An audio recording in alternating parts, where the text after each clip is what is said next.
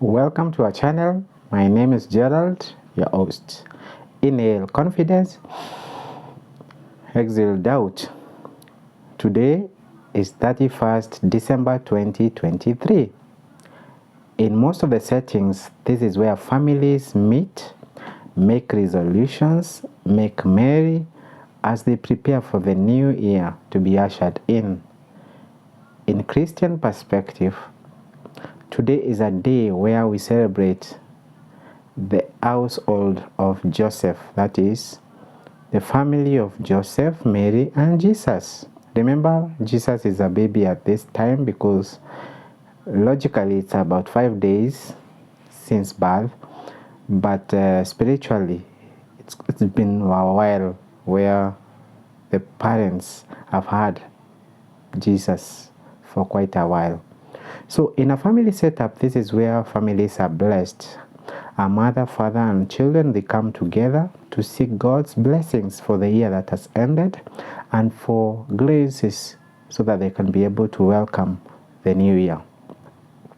So someone talked to me today and I felt it's nice. I suggest a way forward for the new coming year. And he described this as WWJD. What would Jesus do in every situations that you come out or in life? For example, if you are parents, when your children are doing things that you have not formulated them to do, or there are challenges that you don't know how to tackle them, you ask your question, what will Jesus do in this particular situation? And then you get the wisdom to go on. A message was, Abraham didn't have any children, yet God was saying, you will have descendants as many as the stars. So as a human being, he didn't know what to believe in terms of the children because he's an elder already. But because of faith, he's known as the father of faith. He believed. So in our families, fathers, it is your responsibility to have a vision for your family. But there's times when challenges come and doubts come in. How do you tackle that? Be like Joseph or Abraham. Ask, what would Jesus do at this particular time?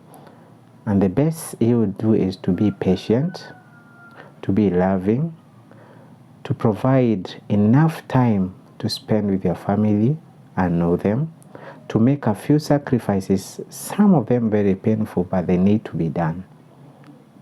You need to be vulnerable enough to your spouse and to your children so that you can understand their situations. You need to be empathetic. You put yourself into their shoes and ask, if the decision I am to do as a father, how will it influence my wife and my children? And for the mother, it is also good to ask yourself, like many women of faith have asked themselves, if God is in me, how would I react to a certain situation? And that's why in psychology, many people will advise you that you have 2 ears and 1 mouth, 2 eyes and 2 nostrils. Essentially, you are to listen more than you talk. You are to see more than you talk. That means whatever you see, whatever you hear, you sit down, internalize it before you make any decision. So for all of us, we are called to be patient, empathetic, loving, and create more time for ourselves. So as the year is coming to an end, ask yourself, in every situation that you are facing and you will face, what would Jesus do at this particular time? Remember in Cana, when Jesus was asked by Mother Mary, his mother, it was an invite in the wedding. He was told, the wine is finished. He is God. He knew that. But he waited until the mother could highlight the problems.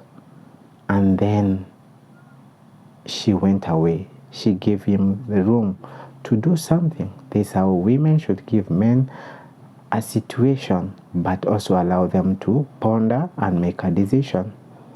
Noise and all these other things might not help. Even if you have studied more than him or him more than you, it doesn't make any sense if you argue about it. Can everyone listen to each other?